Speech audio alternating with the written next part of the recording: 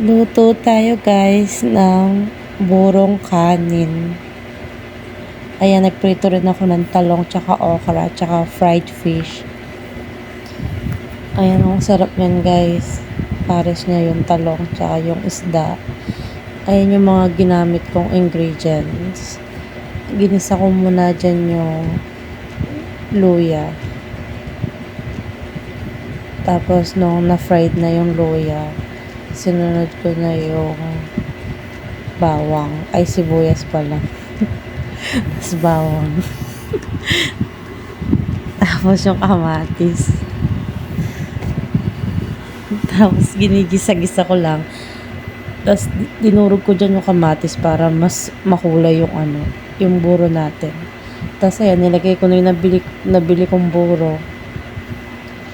Burong hipon tsaka isda yung nilagay ko dyan. Tapos, ayan, nilagyan ko na ng asin, vetchin, tapos, hinalo-halo ko na. Tapos, nung medyo naluluto-luto na siya, nilagay ko na yung paminta. Tapos, nilagyan ko na rin ng tubig para pakuluan yung ating buro.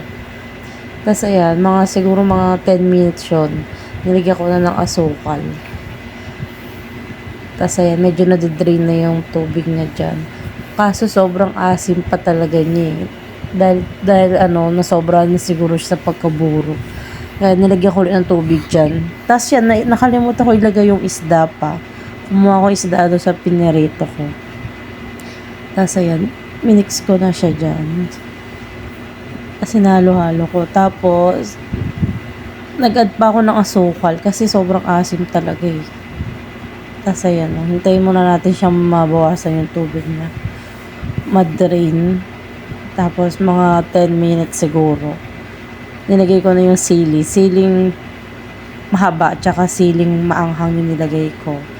Tapos ayan, malapit na siya maluto dyan. Ayan, luto na ang ating burong kanin. Sarap.